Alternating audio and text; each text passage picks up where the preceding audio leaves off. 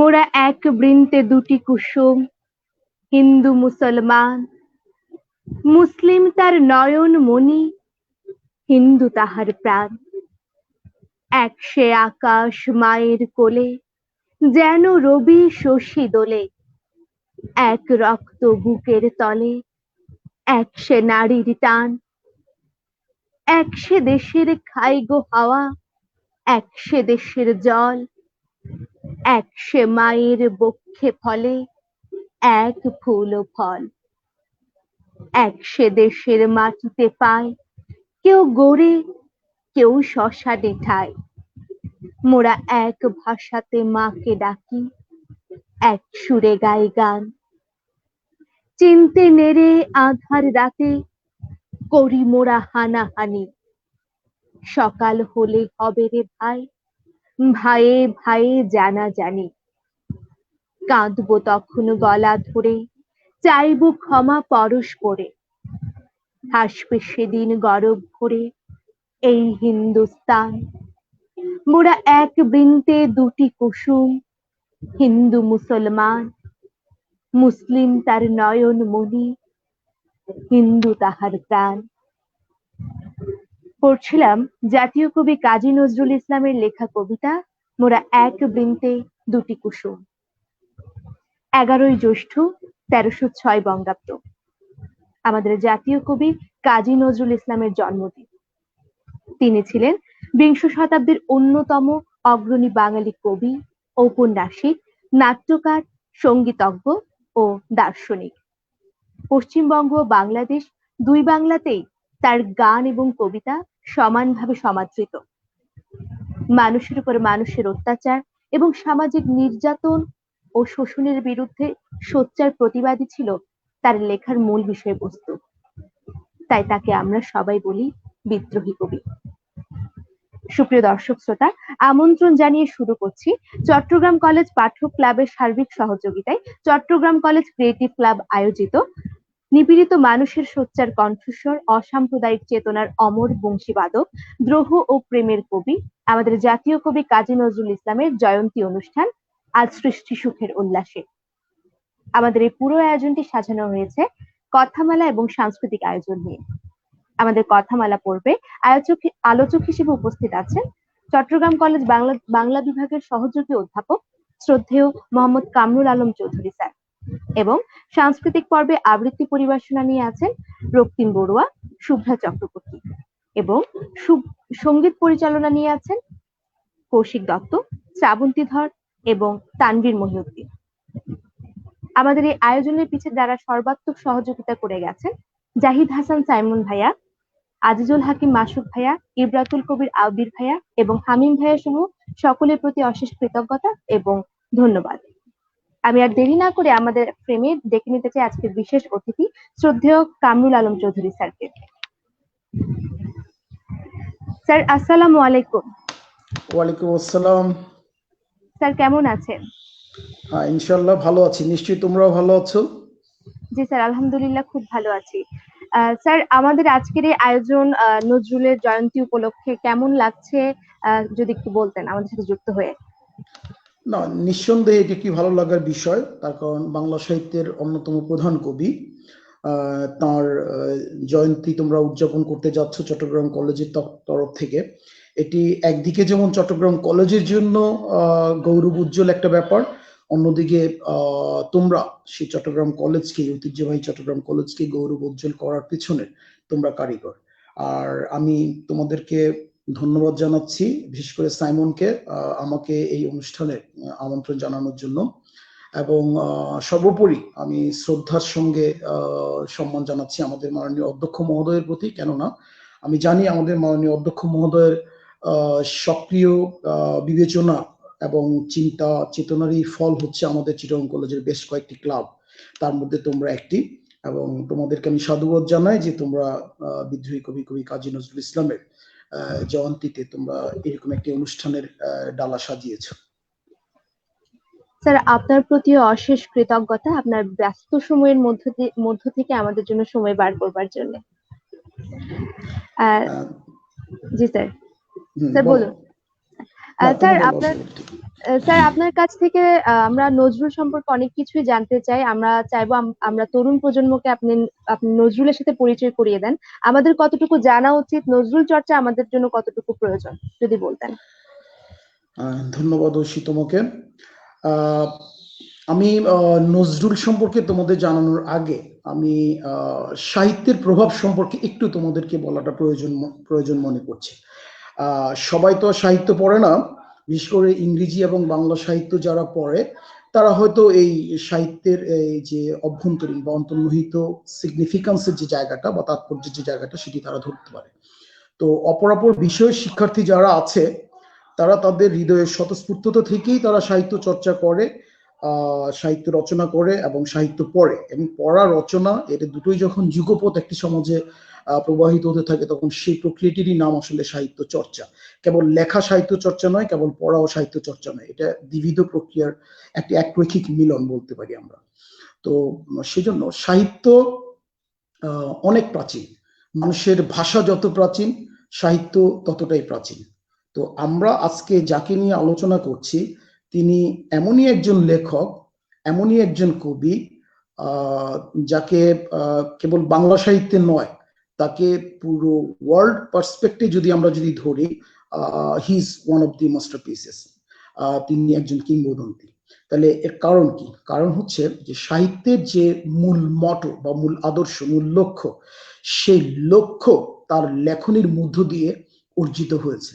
তোমরা একটা জিনিস মাথায় রাখবে যে পৃথিবীতে যত সেকশন আছে জ্ঞান, বিজ্ঞান, দর্শন, শিল্প, সাহিত্য ইত্যাদি চর্চার ক্ষেত্রে, সকল বিষয়ের উদ্দেশ্য কিন্তু একটি। তোমরা যদি আমাকে আইনস্টাইনের নাম বলতে বলো, তোমরা যদি আমাকে সক্রেটিসের নাম বলতে বলো, ঠিক অনুরূপ ভাবে আমরা বিভিন্ন ইকোনমিস্ট আছেন, বিভিন্ন পলিটিক্যাল সায়েন্টিস্ট আছেন, ফিলোসফার আছেন, প্রত্যেক বিদ্যারই কিন্তু লক্ষ্য মূলত একটি, এবং সেটি হচ্ছে মানব কেন্দ্রিকতা। আমরা যদি একটি বৃত্ত আঁকি, একটা সার্কেল আঁকি, তাহলে স্বভাবতই সায়েন্সের স্টুডেন্ট, সম্ভবত তুমি ফিজিক্সের, তুমি ভালো বুঝবে যে আমরা আগে একটি কেন্দ্র ফিক্স করি, তারপর সেই কেন্দ্রের সঙ্গে একটি দড়ি বাঁধিয়ে আমরা সেম দূরত্বে চারদিকে যদি একটি রেখাকে ঘুরিয়ে আনি, সেটাকে বলছি আমরা বৃত্ত। তাহলে আমি হিসাবের সরলতার জন্য আমি ধরে রাখছি যে বৃত্তের কেন্দ্রটি আমরা পাইনি, আমরা বৃত্তটি আঁকা পেয়েছি। তাহলে এই বৃত্তের পরিধিতে অবস্থান করবেন পৃথিবীর সকল মনীষী, তিনি যে সেক্টরের হন না কেন। হতে পারেন তিনি সায়েন্টিস্ট, হতে পারেন তিনি ফিলোসফার, হতে পারেন তিনি মনোবিজ্ঞানী, হতে পারেন তিনি পলিটিক্যাল সায়েন্টিস্ট, হতে পারেন তিনি সোশ্যাল সায়েন্টিস্ট, হতে পারেন তিনি চিকিৎসা বিজ্ঞানী, what it ever may be. তাহলে এদের প্রত্যেকের অবস্থান থাকবে বৃত্তের পরিধির বিভিন্ন বিন্দুতে। তাহলে তাদের লক্ষ্যকে যদি একটা বৃত্তের কেন্দ্রে আনতে চাও, তাহলে সেই লক্ষ্যটা, সকলেরই লক্ষ্য ওই বৃত্তের কেন্দ্র ও তে এসে মিলিত হবে, এবং এই ও বৃত্তের যে কেন্দ্র, বৃত্তের যে কেন্দ্র ও, সেই ও এর মান বা মানেই হচ্ছে মানব কেন্দ্রিকতা। তাহলে এই মানব কেন্দ্রিকতাকে যদি আমরা প্রধান বিষয় ধরতেই হবে। তোমরা হয়তো বলতে পারো যে স্যার, পারমাণবিক বোমা কি মানব কেন্দ্রিকতা? নো, তারা পারমাণবিক শক্তি আবিষ্কার করেছে মানুষের মঙ্গলার্থে। তোমার হাতে একটি মোবাইল আছে, এটি পর্নোগ্রাফি দেখার জন্য সৃষ্টি হয়নি। হ্যাঁ, আলফ্রেড নোবেল ডিনামাইট আবিষ্কার করেছিলেন মানুষের মাথায় মারার জন্য নয়। তো সুতরাং এটা আমরা যারা ইউজার, আমরা এটাকে কি পারপাসে ইউজ করছি সেটা হচ্ছে মূল ব্যাপার। সেক্ষেত্রে ডিভাইসটিকে দোষ দেওয়া যাবে না, সেক্ষেত্রে পারমাণবিক শক্তিকে দোষ দেওয়া যাবে না। আশা করি আমি বুঝাতে পেরেছি। তাহলে এই হিসেবে আমাদের কবি কাজী নজরুল ইসলাম, তিনি কিন্তু পুরোপুরি একজন মানব কেন্দ্রিক কবি। ট্রেডিশনালি তিনি হি ইজ নোন অ্যাজ বিদ্রোহী কবি। আমি যতটুকু পড়েছি তার সম্পর্কে, আমি আসলে খুব কম জানি তার সম্পর্কে, তোমাদেরকে অত খুব বেশি হয়তো জানাতে পারবো না। যতটা জানি আমি চেষ্টা করছি তোমাদের বোধের কিছুটা কাছাকাছি স্তরে আমি স্পর্শ করতে পারি কিনা, বা তোমাদের বোধের স্তরের কাছাকাছি পৌঁছতে পারি কিনা। তো বিদ্রোহী কবি হিসেবে তিনি সমধিক পরিচিত এ কারণে যে তুমি তোমার স্বাগত কথামালাতেই তুমি বলে দিয়েছো যে সমাজের, নট অনলি সমাজের, সমাজ, রাষ্ট্র, বিশ্ব, আমি তিনটা ফ্যাক্টরকে এক করে দেখতে পছন্দ করি নজরুলের ক্ষেত্রে অন্তত পক্ষে। সমাজ, রাষ্ট্র, বিশ্ব, যেখানেই অন্যায়, অত্যাচার, অবিচার, শোষণ, বঞ্চনা, লাঞ্ছনা, সেখানেই নজরুলের কলমে রক্ত হয়ে ঝরেছে প্রতিবাদের বাণী। তাহলে এই অর্থে তার 1922 সালে তার প্রথম প্রকাশিত যে কাব্যগ্রন্থ অগ্নিবীণা, সেই কাব্যটির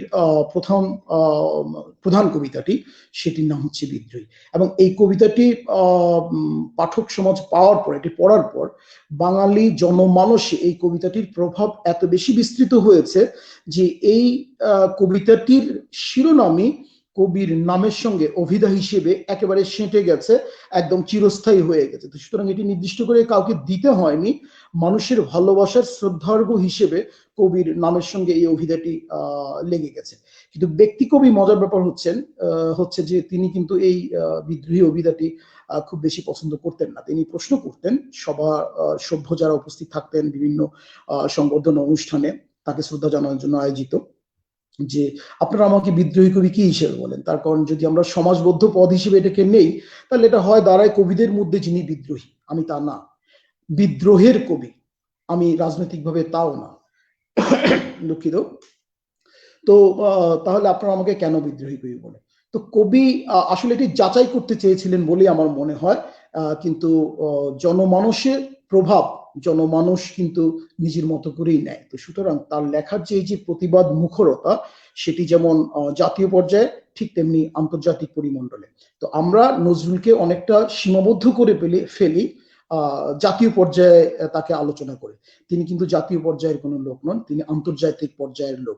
তাহলে যতটা না তার আন্তর্জাতিক খ্যাতি, তার প্রচার প্রসার হয়েছে বা যতটা কম হয়েছে, তার জন্য দায়ভার কিন্তু আমাদের। তুমি প্রশ্ন করেছো যে আমাদের তরুণ প্রজন্মের কি করার আছে। তাহলে একটি জেনারেশন যখন কোনো দায়িত্ব পালনে যখন ফেল করে, তখন সেই দায়িত্বটি কিন্তু পরবর্তী প্রজন্মের উপর বর্তায়। তো সেই হিসেবে আমার প্রথম আহ্বান থাকবে, যারা আজকে এই অনুষ্ঠান চট্টগ্রাম কলেজের বা অপরাপর শিক্ষার্থী যারা এই অনুষ্ঠানটি শুনছে, আমাদের প্রত্যেকের কর্নার থেকে দায়িত্ব হবে যে এই দায়িত্বটা কাঁধে নেওয়া, যে আমরা নজরুলকে আন্তর্জাতিক পরিমণ্ডলে যত বেশি পরিচিত করে তুলতে পারবো, তার লেখার অনুবাদের মধ্য দিয়ে, তাকে ক্রিটিসিজমের মধ্য দিয়ে, তত বেশি আমাদের সম্মান, আমাদের জাতি হিসেবে, বাংলা ভাষিক জনগোষ্ঠী হিসেবে যত বেশি আমাদের উচ্চ হবে, এবং আমাদের দেশের মর্যাদাও বাড়বে, এবং তার মর্যাদাটাকেও আমরা বিশ্বের যে সমস্ত লেখক আছে তাদের মর্যাদায় আমরা সমাসীন করতে পারবো। তো আমি নজরুল বিচারের জন্য, তোমরা নজরুলকে কি হিসেবে দেখবে সেজন্য আমি নজরুলের জন্ম, তার বাড়ি ঘর, এগুলো নিয়ে আমি আলোচনা করে সময় নষ্ট করতে চাচ্ছি না, যেহেতু তোমাদের সময়ের পরিসরটা কম। শুধু এইটুকু বলছি যে নজরুলকে বোঝার জন্য নজরুলের জন্মস্থানটা বিবেচনা করতে হবে, যে তোমার বর্ধমান জেলার আসানসোল মহকুমার চুরুলিয়া গ্রাম, এই গ্রামটির একটি বিশেষ অবস্থান আছে। এটি হয়তো অনেকে ওভাবে বিবেচনা করে না। এই গ্রামটি একটি বিশেষ গ্রাম। এর উত্তরে আছে অজয় নদী, হ্যাঁ, যার অপর পারে কবি জয়দেব, সংস্কৃত সাহিত্যের একজন বিখ্যাত কবি, যার বিখ্যাত কাব্যগ্রন্থ আছে গীত গোবিন্দম, যেটাকে আমরা গীত গোবিন্দ বলি। তারপরে এছাড়াও আছে কবি রবীন্দ্রনাথ ঠাকুরের লীলাভূমি, বীরভূম। তো সুতরাং এটি একটি ফ্যাক্টর। দ্বিতীয়ত, দক্ষিণে আছে একটি বড় কয়লা খনি, শিল্পাঞ্চল এবং আসানসোল। আমি আবার বলছি, কয়লা খনি, শিল্পাঞ্চল, আসানসোল। এই যে নজরুলের যে প্রতিবাদশীলতা, নজরুলের যে সাম্যবাদী চেতনা, তাহলে সেটি যদি আমাদেরকে যদি খুঁজতে হয়, তাহলে তার গ্রামের এই দক্ষিণ দিকে আমাদেরকে তাকাতে হবে। কেননা কয়লা খনি মানে একটি শ্রম নির্ভর শিল্প, আর শিল্পাঞ্চল মানেই সেখানে আছে শ্রমিক, আর শ্রমিকদের অধিকার হনন মানে হচ্ছে শোষণ। সুতরাং জন্মগ্রহণ তিনি যেখানে করেছেন তার খুব কাছেই তিনি এই শোষণের প্রক্রিয়াটি তিনি প্রত্যক্ষ লার্নিং হিসেবে তিনি অবলোকন করেছেন, যেটি পরবর্তীতে তার উপর প্রভাব বিস্তার করেছে। আর অঞ্চল হিসেবে জয়দেবের মতো লেখক, রবীন্দ্রনাথের মতো লেখক, তিনি যে গ্রামে বাস করেছেন, জন্মগ্রহণ করেছেন, বেড়ে উঠেছেন, তার অপর পারে সেরকম প্রথিতযশা কবিদের যখন জন্ম হয়, তাদের নিয়ে কিন্তু সেখানে উৎসব, লেখালেখি, আলোচনাও হয়। তো সুতরাং সেটিও কিন্তু ব্যক্তি কবি নজরুল ইসলামের উপর পড়ে থাকবে, যেটি পরবর্তীতে তাকে বিকশিত হতে সাহায্য করেছে। পূর্ব দিক, পশ্চিমে দামোদর নদী, আর পূর্ব পাশে হচ্ছে একজন কিংবদন্তি রাজা ছিলেন তখন, তার নাম হচ্ছে নরোত্তম সিং। এবং এই নরোত্তম সিং এর এখানে তোমার অস্ত্রাগার এখানে ছিল। তো এই অঞ্চলেই, চুরুলিয়াতেই হাজি পালোয়ান নামক একজন ফকির বা পীর ছিলেন। তার একটা খনন করা পুকুর আছে। সেই পুকুরের তোমার পুকুরটি হচ্ছে উত্তর পাশে, দক্ষিণ পাশে হচ্ছে কবি কাজী নজরুল ইসলামের ঘর, কবি কাজী নজরুল ইসলামদের ঘর এবং তার জন্মস্থান। তো সুতরাং তার শৈশবটা বেড়ে উঠেছে এই মাজার কেন্দ্রিক যে মসজিদ, সেই মাজার কেন্দ্রিক মসজিদের মুয়াজ্জিনের চাকরি এবং অনেকটা কেয়ারটেকারের চাকরির মধ্য দিয়ে।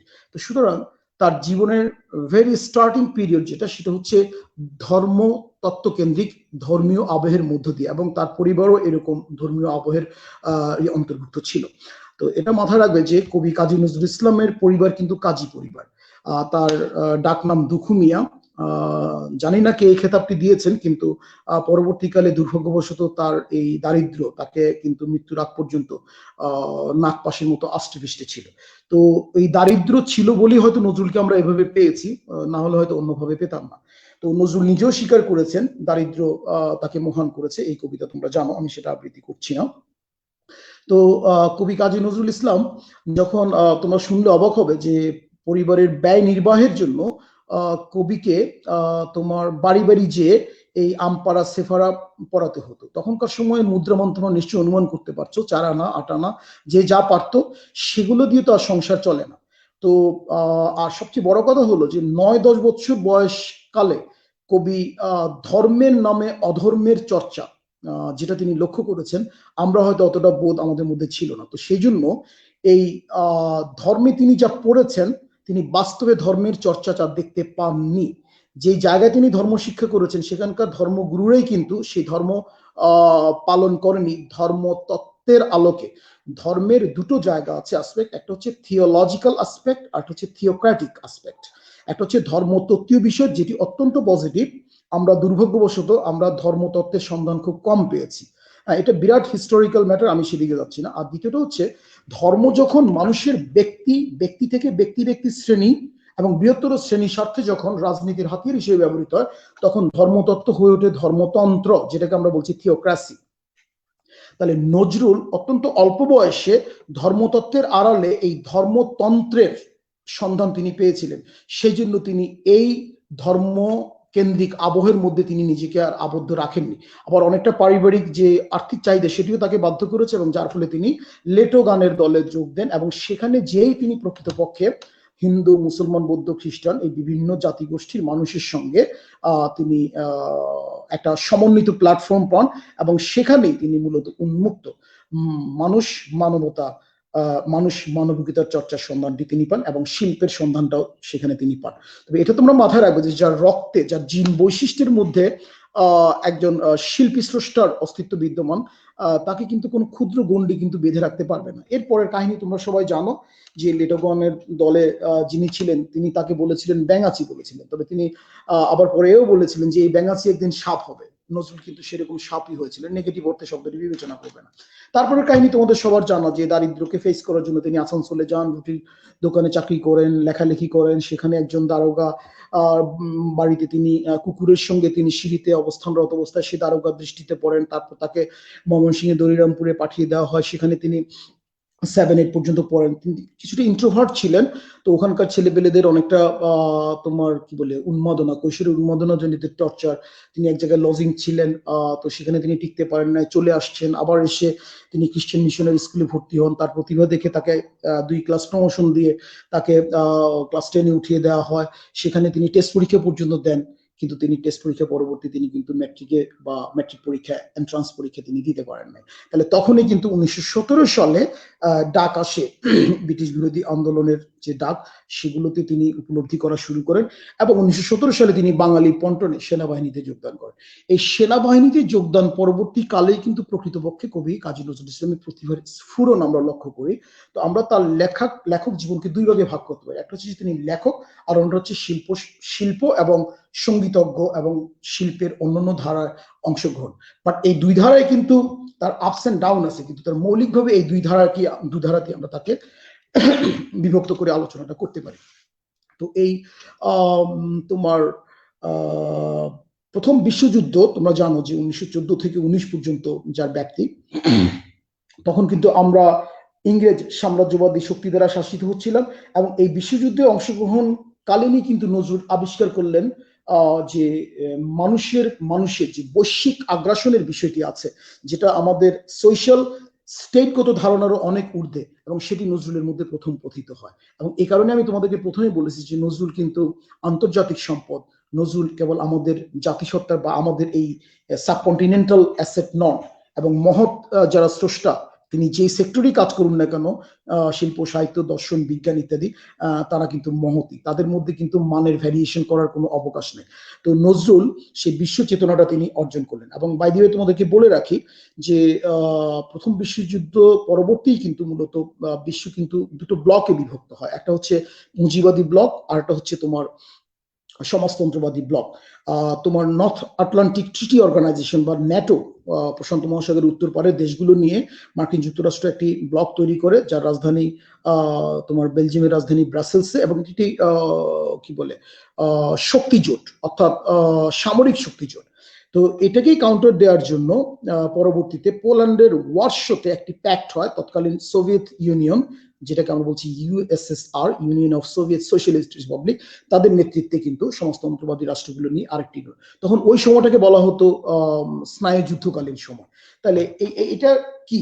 তাহলে দেখো যে কবি কাজী নজরুল ইসলাম তোমার আমার মতো ডিগ্রিধারী নন, কিন্তু তিনি মার্কস পড়েছেন, তিনি সক্রেটিস পড়েছেন। তিনি কিন্তু সক্রেটিসও আদর্শের একজন বিশ্বাসী একজন কবি, এবং যার ফলে কিন্তু প্রাচীন গ্রিসের সেই জ্ঞানের আলোকে কিন্তু সাম্যবাদটা তার মধ্যে কিন্তু প্রথিত হয়েছে। অন্যদিকে শোষণের বিরুদ্ধে প্রতিবাদী চেতনাটা তিনি গ্রহণ করেছেন কার্ল মার্কস এবং অ্যাঙ্গেলসের যে দ্য ডাস ক্যাপিটাল মার্কসের, যেটা হচ্ছে যে পুঁজিবাদের একটা বিশ্লেষণ, এবং সেটাই পরবর্তীতে সোশ্যালিস্টিক একটা দর্শন হিসেবে, যেটা পরবর্তীতে কমিউনিজমে টার্ন করে, সেরকম দর্শন সম্পর্কে কিন্তু তার পড়ালেখা আছে। এবং তিনি ব্যক্তি জীবনেও কিন্তু এই সোশ্যালিস্টিক পলিটিক্যাল পার্টির একজন কর্মী ছিলেন।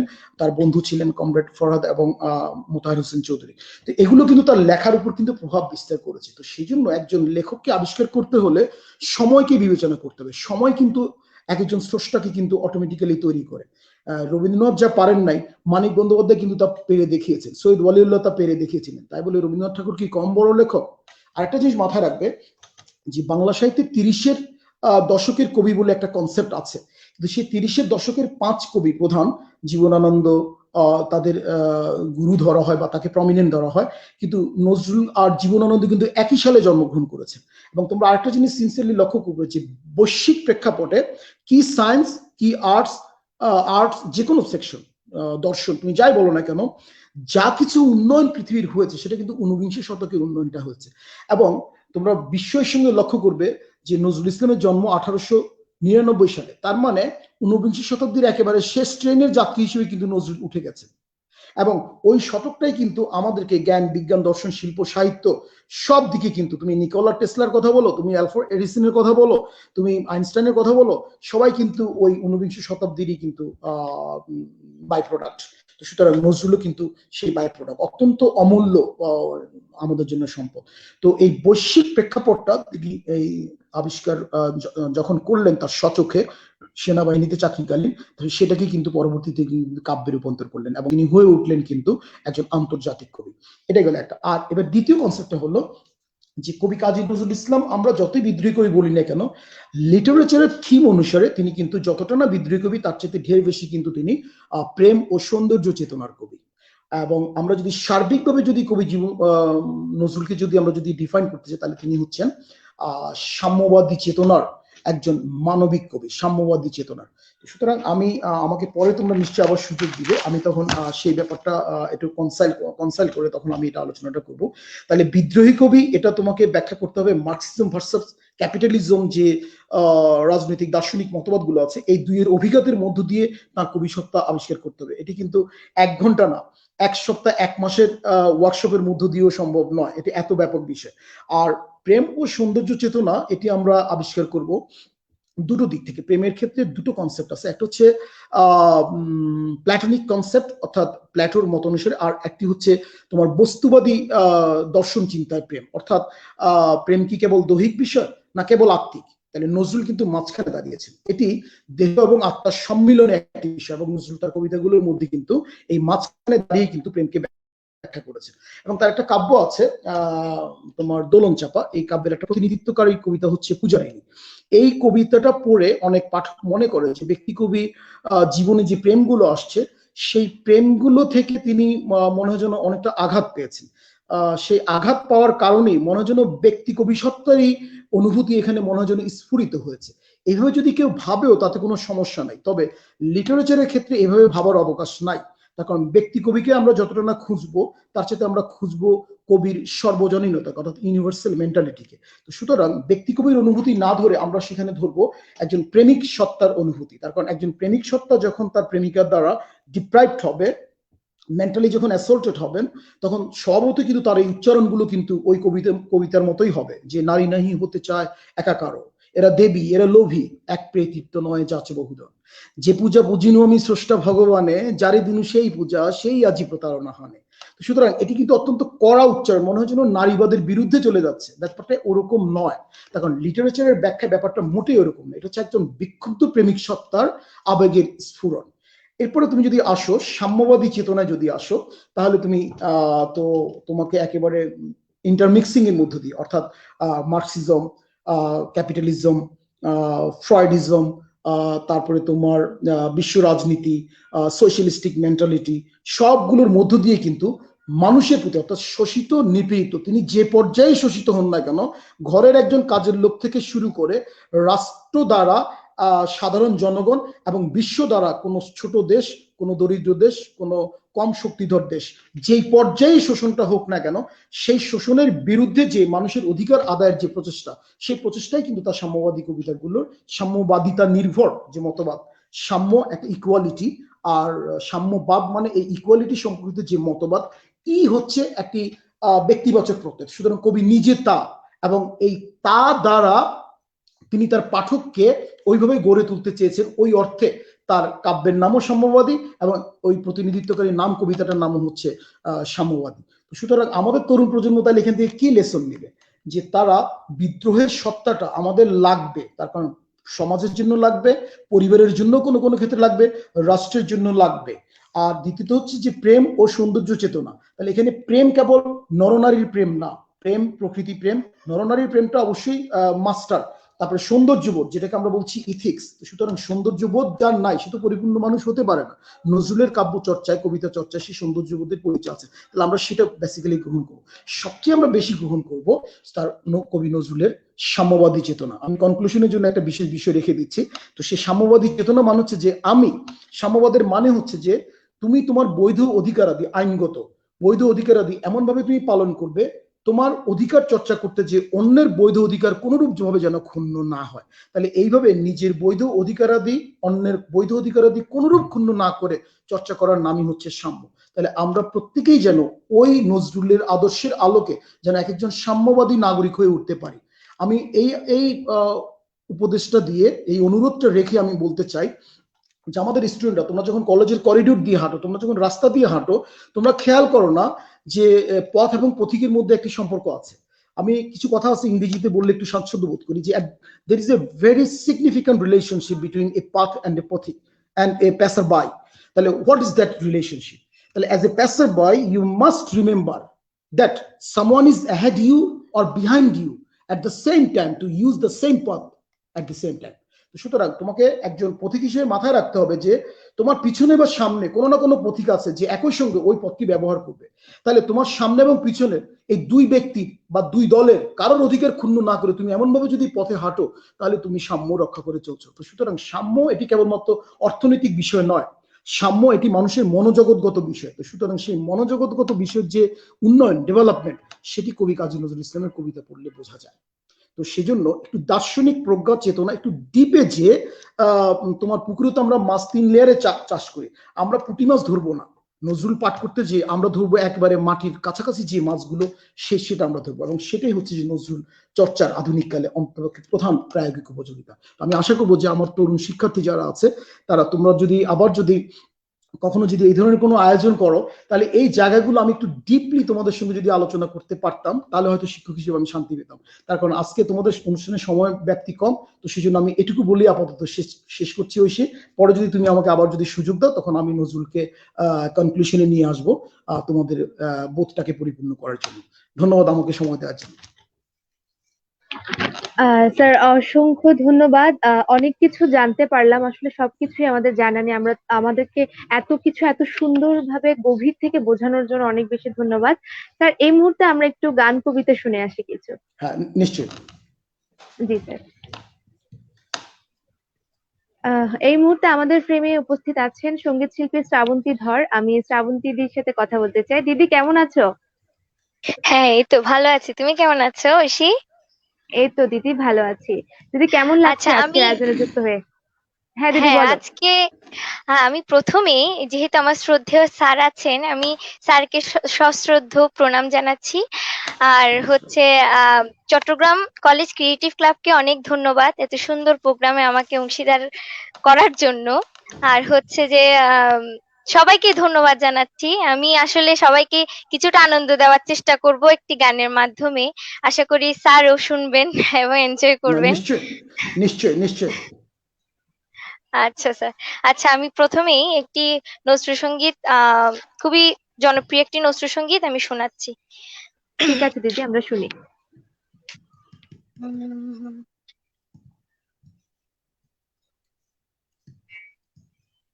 উম,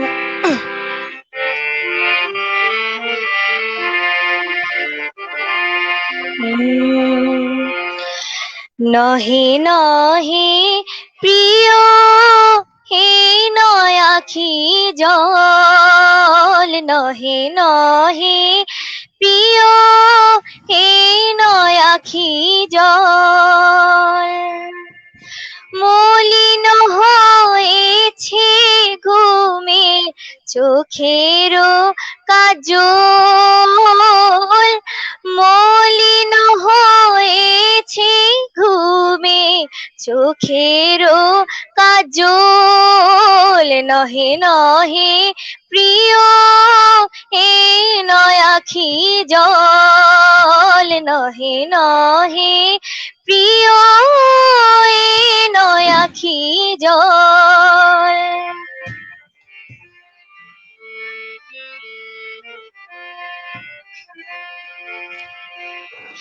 ফিরিয়া নিশি প্রভাতে শিশির কমল পাতে, হেরিয়া নিশি প্রভাতে শিশির কমল পাতে, ভাব বুঝি বেদনাতে কেঁদেছে কমল,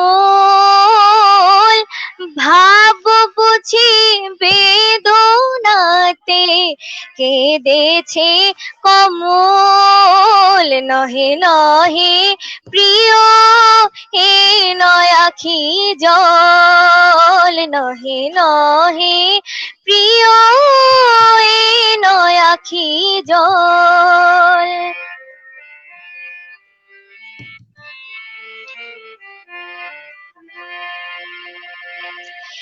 এ শুধু শীতের মেঘে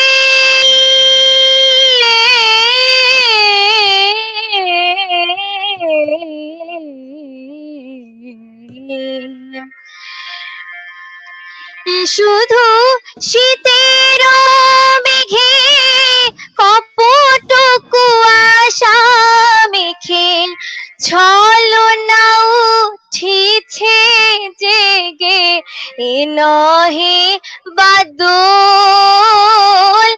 ছলনা উঠিছে জেগে, এ নহে বাদল, নহে নহে প্রিয়, এ নয় আখি জল, নহে নহে প্রিয়, এ নয় আখি জল।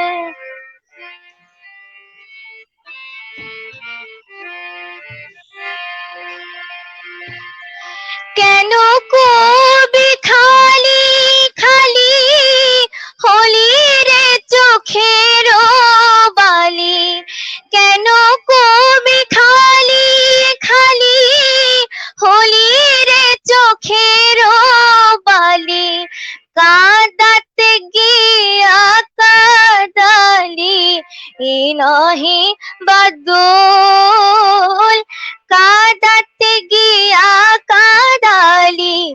নিজেরে কেবল নহে নহে প্রিয় এ নয় আখি জল নহে নহে প্রিয় এ নয় আখি জল মলিন হয়েছে ঘুমে এ নহে মাদল মলিন হয়েছে ঘুমে চোখেরও কাজল নহে নহে প্রিয় এ নয় আখি জল নহে নহে প্রিয় এ নয় আখি জল নহে নহে প্রিয় এ নয় আখি জল।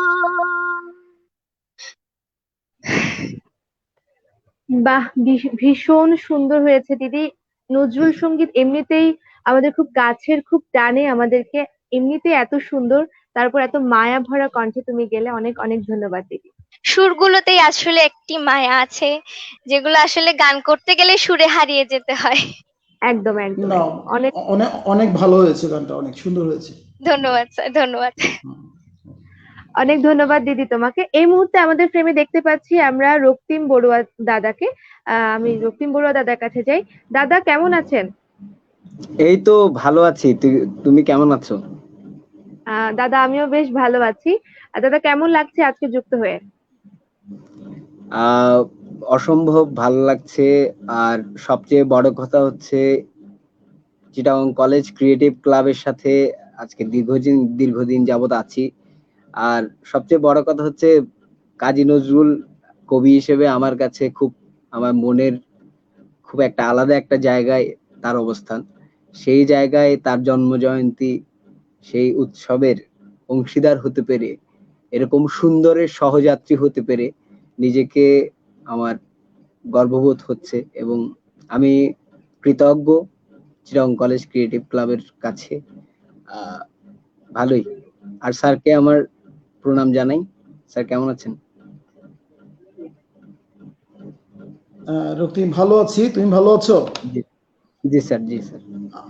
আমার যদি ভুল না হয় তুমি আমার সঙ্গে বোধহয় ফেসবুকে আছো। এক রক্তিমের আমি অনেক লাইক কমেন্ট দেখি, কিন্তু সেই রক্তিম তুমি কি না? না স্যার, সম্ভবত স্যার সেটা আমি নই, কারণ আবার পুরাতন যে আইডিটা ছিল সেটা একটু বন্ধ হয়ে গেছে কিছু সমস্যার কারণে। এখন নতুন আইডি ব্যবহার করছি। ঠিক আছে, ঐশী, ভালো থাকবেন। আমাকে কি শোনা যাচ্ছে? হ্যাঁ দাদা, একেবারে পরিষ্কার ভাবে শোনা যাচ্ছে। এখন আমরা চাই আপনার কণ্ঠে একটি নজরুলের কবিতা আবৃত্তি শুনবো। কোন কবিতাটি শোনাবেন? আজকে আমি পাঠ করতে যাচ্ছি কাজী নজরুল ইসলামের খুবই বিখ্যাত এবং স্বনামধন্য একটা কবিতা, বিদ্রোহী। ঠিক আছে দাদা, শুনে আসি। ঠিক আছে। আবৃত্তি করছি বিদ্রোহী কবিতা, কাজী নজরুল ইসলামের লেখা। বল বীর, বল উন্নত মম শির, শির নেহারে আমারি নত শির ওই শেখর হিমাদ্রির। বল মহাবিশ্বের মহাকাশ ভারী, চন্দ্র সূর্য গ্রহ তারা ছাড়ি, ভুলোক দুলোক গোলক ভেদিয়া, খোদার আসনে আরশ ছেদিয়া, উঠিয়াছি চির বিস্ময় আমি বিশ্ব বিধাত্রীর। মম ললাটে রুদ্র ভগবান জলে রাজ রাজ টিকা দীপ্ত জয়শ্রীর। বল বীর, আমি চির উন্নত শির, আমি চির দুর্দম দুর্বিনীত নৃশংস, মহাপ্রলয়ের আমি নটরাজ, আমি সাইক্লোন, আমি ধ্বংস, আমি মহাভয়, আমি অভিশাপ পৃথ্বীর, আমি দুর্বার, আমি ভেঙে করি সব চুরমার, আমি অনিয়ম উচ্ছৃঙ্খল, আমি দলে যাই যত বন্ধন, যত নিয়ম কানুন শৃঙ্খল, আমি মানি না কোনো আইন, আমি ভরা তরি করা ভরাডুবি, আমি টর্পেডো, আমি ভীম ভাসমান মাইন, আমি ধূর্যটি, আমি এলোকেশে ঝড় অকাল বৈশাখীর, আমি বিদ্রোহী, আমি বিদ্রোহী সুত বিশ্ববিধাত্রীর। বল বীর, চির উন্নত মম শির, আমি ঝঞ্ঝা, আমি ঘূর্ণি, আমি পথ সম্মুখে যাহা পাই যাই চূর্ণি, আমি নৃত্য পাগল ছন্দ, আমি আপনার তালে নেচে যাই, আমি মুক্ত জীবনানন্দ, আমি হাম্বীর, আমি ছায়ানট, আমি হিন্দোল, আমি চল চঞ্চল ঠুমকি ছমকি, পথে যেতে যেতে চকিতে চমকি, ফিং দিয়া দিই তিনদোল, আমি চপলা চপল হিন্দোল, আমি তাই করি ভাই যখন চাহে মন যা, করি শত্রুর সাথে গলাগলি, ধরি মৃত্যুর সাথে পাঞ্জা। আমি উন্মাদ, আমি ঝঞ্ঝা, আমি মহামারী, আমি ভীতিয়ে ধরিত্রীর, আমি শাসন ত্রাসন সংহার, আমি উষ্ণ চির অধীর। বল বীর, আমি চির উন্নত শির, আমি চির দুরন্ত দুর্মদ, আমি দুর্দম, মম প্রাণের পেয়ালা হরদম হ্যাঁ হরদম ভরপুর মদ। আমি হোম শিখা, আমি সাগ্নিক, যমদগ্নি, আমি যজ্ঞ, আমি পুরোহিত, আমি অগ্নি, আমি সৃষ্টি, আমি ধ্বংস, আমি লোকালয়, আমি শ্মশান, আমি অবসান, নিশা অবসান।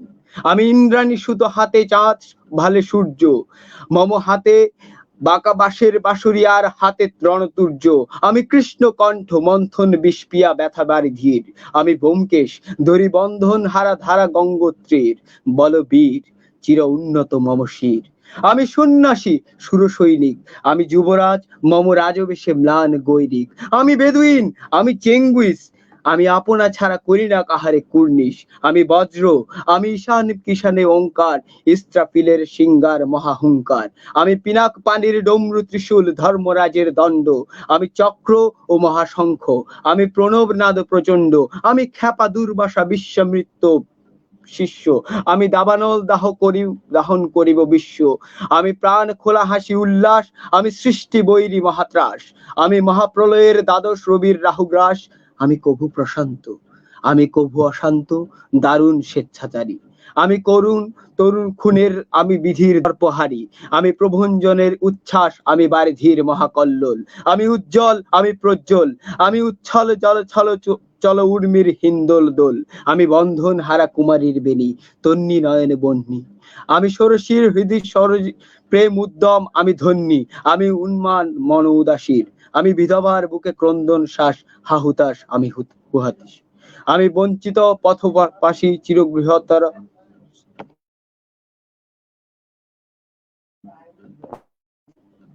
সরি আমার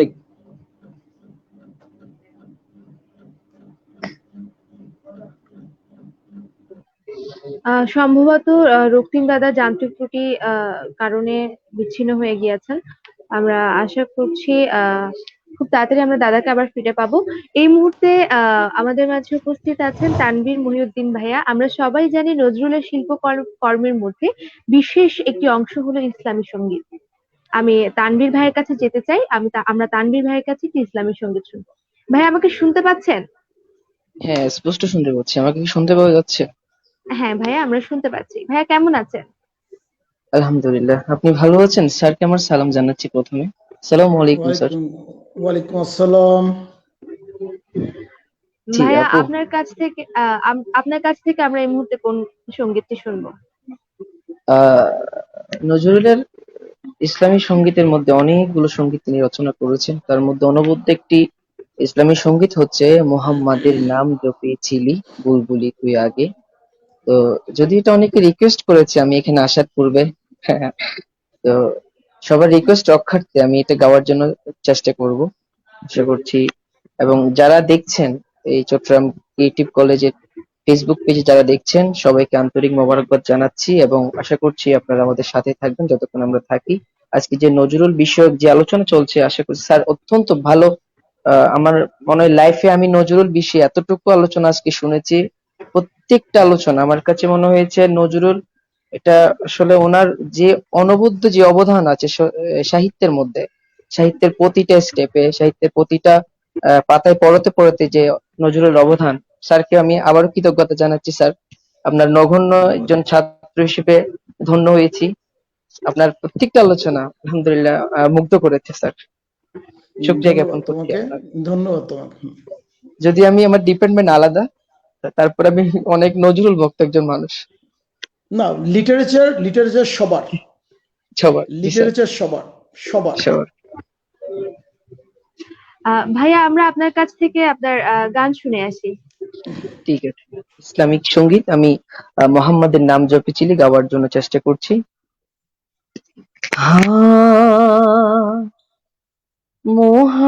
মোহাম্মদের নাম জপেছিলি বুলবুলি তুই আগে, মুহাম্মাদের নাম জপেছিলি বুলবুলি তুই আগে, তাই কিরে তো কণ্ঠের গান, তাই কিরে তো কণ্ঠের গান এমন মধুর লাগে, মুহাম্মাদের নাম জপেছিলি বুলবুলি তুই আগে, ওরে গোলাপ নিরিবিলি নবীর কদম ছুঁয়েছিলি, ওরে গোলাপ নিরিবিলি নবীর কদম ছুঁয়েছিলি, তার কদমে খুশবু আজো, তার কদমে খুশবু আজো তোরা তোরে জাগে, মুহাম্মাদের নাম জপেছিলি বুলবুলি তুই আগে, মোর নবীরে লুকিয়ে দেখে তার পেশানি জ্যোতি মেকে, ওরে ও চাঁদ রাঙলে কে তুই, ওরে ও চাঁদ রাঙলে কে তুই গভীর অনুরাগে, মুহাম্মাদের নাম জপেছিলি বুলবুলি তুই আগে, মুহাম্মাদের নাম জপেছিলি বুলবুলি তুই আগে, ওরে ভ্রমর তুই কি প্রথম চুমেছিলি নবীর কদম, ওরে ভ্রমর তুই কি প্রথম চুমেছিলি নবীর কদম, গুনগুনিয়ে শেখো শেখে, গুনগুনিয়ে শেখো শেখে জানাসের গুল বাগে, মুহাম্মাদের নাম জপেছিলি বুলবুলি তুই আগে, মুহাম্মাদের নাম জপেছিলি বুলবুলি তুই আগে। জাযাকাল্লাহ, শুকরিয়া, কৃতজ্ঞতা। অনেক অনেক মাশাআল্লাহ, অনেক সুন্দর হয়েছে। মাশাআল্লাহ ভাইয়া, অনেক অনেক সুন্দর। আমরা একেবারে সুরের মোহনায় ভাসছিলাম। অনেক অনেক কৃতজ্ঞতা আপনাকে আমাদেরকে এত সুন্দর একটি ইসলামী সঙ্গীত শোনানোর জন্য। শুকরিয়া, কৃতজ্ঞতা আপনাদের প্রতিও এবং স্যারের প্রতিও, এবং যারা এমন একটা সুন্দর আয়োজন করেছেন, বিশেষ করে আমার বেচমেট হামিম এবং জুনিয়র ইব্রাতুল কবির আবির, আমি আরো যারা যারা এখানে সংযুক্ত আছেন আমি প্রত্যেককে আমার অন্তরের অন্তঃস্থল থেকে মোবারকবাদ জানাচ্ছি এবং সাধুবাদ জানাচ্ছি। ইনশাআল্লাহ ভবিষ্যতে আমরা আরো বড় ধরনের প্ল্যাটফর্মে আরো ভালো করে সঙ্গীত অনুষ্ঠান ইনশাআল্লাহ আয়োজন করবো। আসসালামু ইনশাআল্লাহ, আলাইকুম ওয়া ইনশাআল্লাহ। রাহমাতুল্লাহ। ওয়ালাইকুম ওয়ালাইকুম আসসালাম। আসসালাম।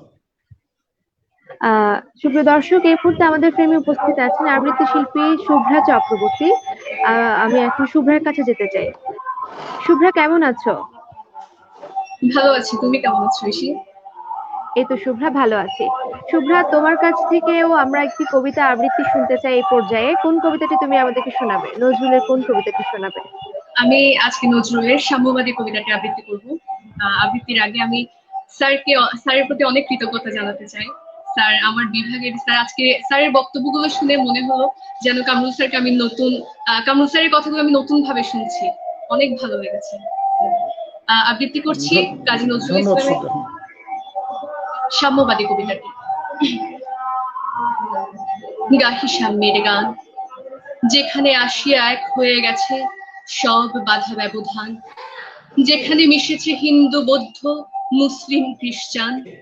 গাহি সাম্যের গান। কে তুমি? পার্সি, জৈন, ইহুদি, সাঁওতাল, ভিল, গারো, কনফুসিয়াস, চারবাক চেলা, বলে যাও বলো আরো। বন্ধু, যা খুশি হও, পেটে পিঠে কাঁধে মগজে যা খুশি পুঁথিও কেতাব বও। কোরআন, পুরাণ, বেদ, বেদান্ত, বাইবেল, ত্রিপিটক, জেন্দা বেস্তা গ্রন্থ সাহেব পড়ে যাও যত সব। কিন্তু কেন এ পণ্ডশ্রম? মগজে হানিছ সুর, দোকানে কেন এ দর কষাকষি? পথে ফোটে তাজা ফুল। তোমাতে রয়েছে সকল কেতাব, সকল কালের জ্ঞান, সকল শাস্ত্র খুঁজে পাবে সখা, খুলে দেখো নিজ প্রাণ। তোমাতে রয়েছে সকল ধর্ম, সকল যুগাবতার, তোমার হৃদয়ে বিশ্ব দেউল, সকলের দেবতার। কেন খুঁজে ফেরো দেবতা ঠাকুর মৃত পুঁথি কঙ্কালে? হাসিছেন তিনি অমৃত হিয়ার নিভৃত অন্তরালে। বন্ধু, বলিনি ঝুঁ, এইখানে এসে লুটাইয়া পড়ে সকল রাজমুকুট। এই হৃদয়ে সেই নীলাচল কাশী, মথুরা বৃন্দাবন, বুদ্ধ গয়ায়ে, জেরুজালেমে, মদিনা কাবা ভবন। এইখানে বসে ঈশামুষা পেল সত্যের পরিচয়। মন্দির এই, মসজিদ এই, গির্জা এই হৃদয়। এই রণভূমে বাসীর কিশোর গাহিলেন মহাগীতা। এই মাঠে হলো মেষের রাখাল, নবীরা খোদার মিতা। এই হৃদয়ের ধ্যান গুহা মাঝে বসিয়া সাক্ষ্য মুনি, তেজিল রাজ্য মানবের মহা বেদনার ডাক শুনি। এই কন্দরে আরব দুলাল শুনিলেন আহ্বান, এইখানে বসে গাহিলেন তিনি কোরআনের সামগান। মিথ্যা শুনিনি ভাই, এই হৃদয়ের চেয়ে বড় কোনো মন্দির কাবা নাই। এই হৃদয়ের চেয়ে বড় কোনো মন্দির কাবা নাই। ধন্যবাদ সবাইকে। অসংখ্য ধন্যবাদ শুভ্রা। আসলে স্যার আমাদেরকে যে কথাটি বলছিলেন যে আমাদেরকে সবার আগে সাম্যবাদী, নজরুলের সাম্যবাদিতাটাকে গ্রহণ করতে হবে। এই কবিতাগুলোই হচ্ছে যে তার প্রমাণ যে নজরুল কতটা সাম্যবাদী ছিলেন, কতটা আমাদেরকে সাম্যবাদিতার দিকে টেনেছেন। অসংখ্য ধন্যবাদ তোমাকে, অনেক সুন্দর হয়েছে। অনেক ভালো হয়েছে, অনেক ভালো হয়েছে শুভ্রা। আচ্ছা ঐশী, তুমি একটু বলে দাও কে কারো একজনের মাইক্রোফোন খুব আনমিউট অবস্থা আছে, খুব শব্দ আসছে, যেটা শুভ্রা, আমাদের শুভ্রা, অনুষ্ঠান। হ্যাঁ এখন ঠিক আছে, এখন ঠিক আছে। এই মুহূর্তে আমাদের ফ্রেমে উপস্থিত আছেন সঙ্গীত শিল্পী কৌশিক দত্ত। আমি কৌশিক দত্তের কাছে যেতে চাই। দাদা কেমন আছেন? এই তো আছি ভালো। তুমি ভালো আছো? হ্যাঁ দাদা, আমিও বেশ ভালো আছি। দাদা কেমন লাগছে আজকে আমাদের সাথে যুক্ত হয়ে? খুবই ভালো লাগছে। স্যার আমার সালাম দিবেন, আসসালামু আলাইকুম। স্যার আমি অনেক কিছু জানতে পেরেছি স্যার আপনার এই আজকের এই আলোচনা থেকে, অনেক কিছু জানতে পেরেছি। আমি এইভাবে কখনো চিন্তা করিনি, বাট আপনার আজকের এই আলোচনা থেকে আমি এখন জানার ইচ্ছা আরো বেড়ে গেল। দাদা, আমরা আপনার কাছ থেকে একটি গান শুনতে চাই, নজরুল সঙ্গীত। কোন গানটি আমাদেরকে শোনাবেন? নজরুল বিখ্যাত একটি গান, আলগা করো গো খোপার বাঁধন। ভীষণ প্রিয় একটি গান দাদা, শুনে আসি। দাদা একটু জোরে করলে ভালো হয়, আপনার কথাটা একটু কম শোনা যাচ্ছে। এখন শোনা যাচ্ছে? এখন? হ্যাঁ হ্যাঁ হ্যাঁ, এখন শোনা যাচ্ছে। ওকে।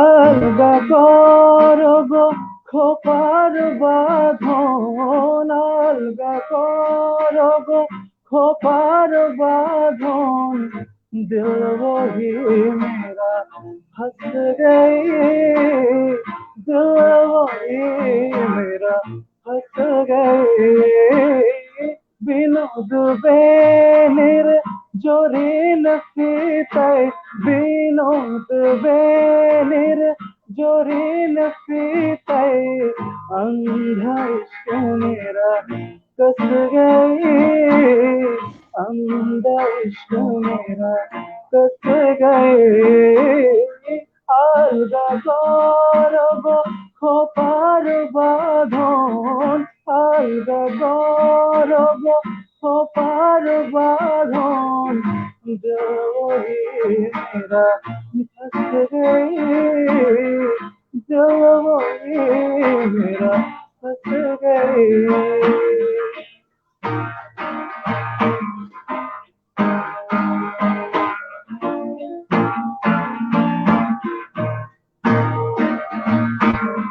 তোমারও কেশের গন্ধে কখন লুকায় আসিল লোভী আমার মন তোমারও কেশের গন্ধে কখন লুকায় আসিল লোভী আমার মন बेहोश होकर गिर पर हाथ में बेहोश होकर गिर पर हाथ में बाज बंद में बस गए बाज बंद में बस गए आलगा गौरव खोपार বাঁধন आलगा गौरव खोपार बाঁধন दिल वही मेरा फंस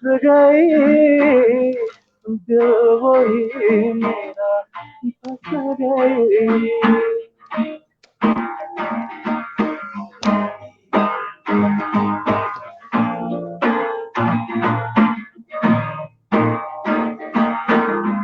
कानूर दूल्हे प्राण बंधल विधिया आस फिरा दिया चोरी कर निंदिया कानूर दूल्हे प्राण राखिल विधिया आस फिरा दिया चोरी कर निंदिया देहरो देउरिते बेड़ाते आसिया देहरो देउरिते बेड़ाते आसिया और नहीं वो वापस गए और नहीं वो वापस गए आलगा गौरव खोपार বাঁধন आलगा गौरव खोपार বাঁধন दिल वही मेरा फंस गई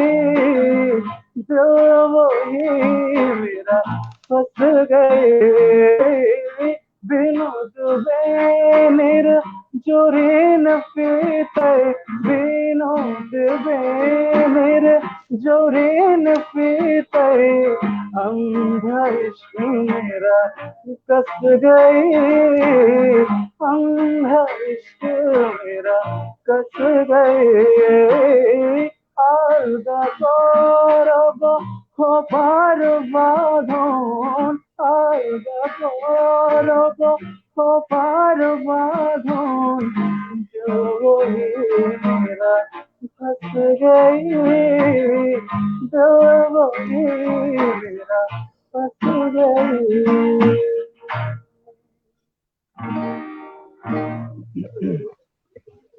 ভীষণ ভীষণ সুন্দর। স্যার কি কিছু বলবেন? অনেক সুন্দর।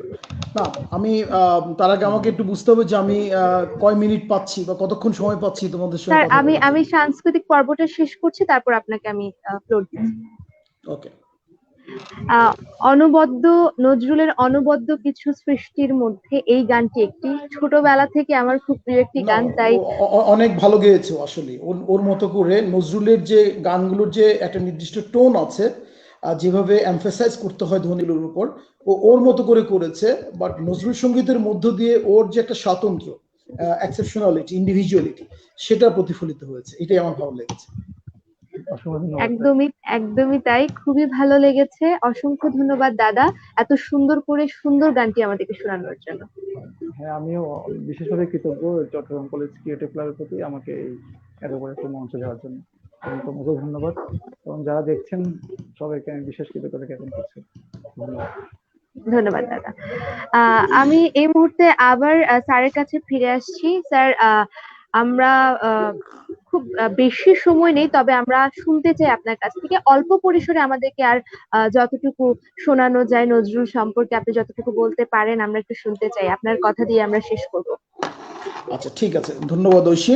ঐশী, তুমি তো পদার্থবিজ্ঞানের স্টুডেন্ট নাকি? জি স্যার, জি স্যার। আচ্ছা আচ্ছা, একটি বিতর্ক প্রচলিত আছে আমাদের বাংলা ভাষা সাহিত্যে। এটা আমাদের দুর্ভাগ্যের বিষয় এই যে আমরা ভারতীয় উপমহাদেশের অধিবাসী হিসেবে আমাদেরকে দুভাগ করে রেখেছি, এবং রবীন্দ্রনাথ ঠাকুর স্বয়ং খুব আফসোস করে বলেছিলেন, একটা সাউন্ড আসছে, এটা একটু বন্ধ করতে বলো কেউ একজন হয়তো। রবীন্দ্রনাথ খুব আক্ষেপ করে বলেছিলেন যে ভারতবর্ষের এমনই দুর্ভাগ্য যেখানে হিন্দু মুসলমান দুই জাতির বাস। তো এদের মিলনের ক্ষেত্রে এক দলের ধর্ম মতে কোনো বাধা নেই, আচার মতে বাধা, আবার আরেক দলের আচারে কোনো বাধা নেই, ধর্ম মতে বাধা। তো ইহারা মিলিবে কি করিয়া, আক্ষেপটা ছিল এখানে রবীন্দ্রনাথের। ঠিক আমি যতটা সম্ভব কোট করে বললাম, আনকোট। তো এটা তোমরা সবাই জেনে রাখো যে রবীন্দ্রনাথ কিন্তু নজরুলকে অত্যন্ত স্নেহ করতেন, এবং রবীন্দ্রনাথের বলয়ের মধ্যে, রবীন্দ্রনাথের স্নেহের ছায়ায় বেড়ে উঠেও নজরুল সম্পূর্ণরূপে 30-এর দশকের পঞ্চপাণ্ডব বা 5 কবি যেমন রবীন্দ্র প্রভাব বলয় থেকে মুক্ত হয়ে বাংলা ভাষা এবং সাহিত্যে একটি স্বতন্ত্র ধারা প্রতিষ্ঠিত করতে চেয়েছিলেন, নজরুল কিন্তু আরেকটি স্বতন্ত্র ধারা একাই প্রতিষ্ঠিত করেছেন। সুতরাং সে অর্থে তুমি 5=1 এবং রবীন্দ্রনাথ ঠাকুর থেকে আলাদা এইভাবে তোমরা চিন্তা করতে পারো, এতে কোনো সমস্যা নাই। আর বিতর্কের জায়গা যেটা আছে সেটা হচ্ছে ওই যে আমরা হিন্দু মুসলমান প্রধান দুই জাতি সাবকন্টিনেন্টে বসবাস করি, আমরা প্রায় বলি যে কে বড়, রবীন্দ্রনাথ ঠাকুর না নজরুল বড়, এরকম একটি অসম একটি প্রশ্নের অবতারণা করা হয়। তো সেটাও শিক্ষণীয়, এবং সেটার মধ্য দিয়ে আমি বিশ্বাস করি যে আজকে আমার যে সমস্ত শিক্ষার্থী শ্রোতা হিসেবে শুনছে বা যারা শুনছে তাদের হয়তো কিছুটা হলেও এই কিউরিসিটিতে তাদের মিটবে। আমি একটু স্পষ্ট করতে চাই যে রবীন্দ্রনাথ ঠাকুর জমিদারের সন্তান, এবং তিনি নিজেও জমিদারি করেছেন। তিনি 7 বছর বয়স থেকে লেখা শুরু করেছেন জল পড়ে পাতা নড়ে এটা দিয়ে, এবং তার শেষ লেখা কাব্যের কবিতাগুলো তিনি নিজের হাতে লেখেননি, বলেছেন অন্যরা লিখেছেন। এবং দুটো মত পাওয়া যায়, 2-3টা মত পাওয়া যায় যে কবি রবীন্দ্রনাথ ঠাকুর মৃত্যুর আধা ঘন্টা, 40 মিনিট, 1 ঘন্টা, কেউ বলেন 2 ঘন্টা, আমি সবচেয়ে লম্বাটা ধরে নিলাম, মৃত্যু 2 ঘন্টা আগ পর্যন্ত রবীন্দ্রনাথ ঠাকুর লিখেছেন। তাহলে দেখো 7কে অপরিণত বয়স ধরি, আমরা যদি রবীন্দ্রনাথ ঠাকুরের 20 বছরকেও যদি ধরি, তাহলে 81 বছর বয়সে তিনি মারা গিয়েছেন। 81 থেকে তুমি 20 বিয়োগ দিলে তুমি 61 বছর পাচ্ছ। তাহলে একজন কবির চাষাবাদ কাল্টিভেশন 61 বছর। আর নজরুলের ক্ষেত্রে সেটা কত বছর তুমি দেখো, মাত্র 23 বছর। ওই সেনাবাহিনীতে যোগদান পরবর্তীকালে 1919 থেকে 1942 এই কালটাকে ধরা হয় নজরুলের সাহিত্য চর্চার প্রকৃত কাল। তো মাত্র 23 বছর।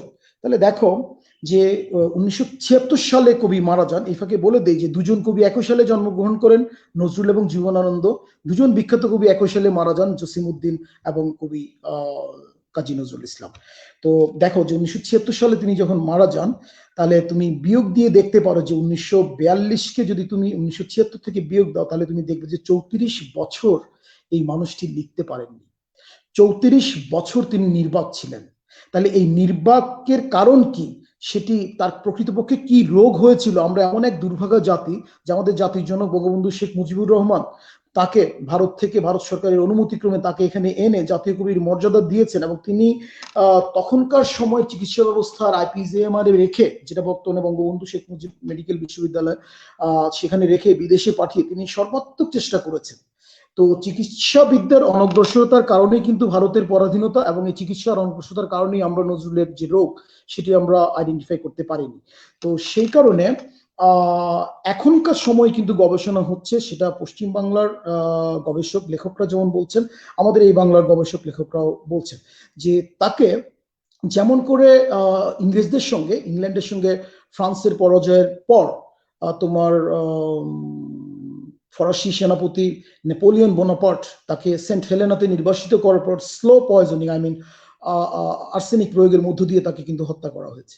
তো এখনকার দিনে আমাদের এই সন্দেহটা বিভিন্ন গবেষকের গবেষণা প্রেক্ষিতে দানা বেঁধে উঠেছে যে ইংরেজদের বিরুদ্ধে ছিল যেহেতু তার কলমের উচ্চারণ, তো সুতরাং সেই ইংরেজরা সরাসরি মারলে বিদ্রোহ ত্বরান্বিত হবে অ্যারিস্টটলের বিপ্লব তত্ত্ব অনুসারে।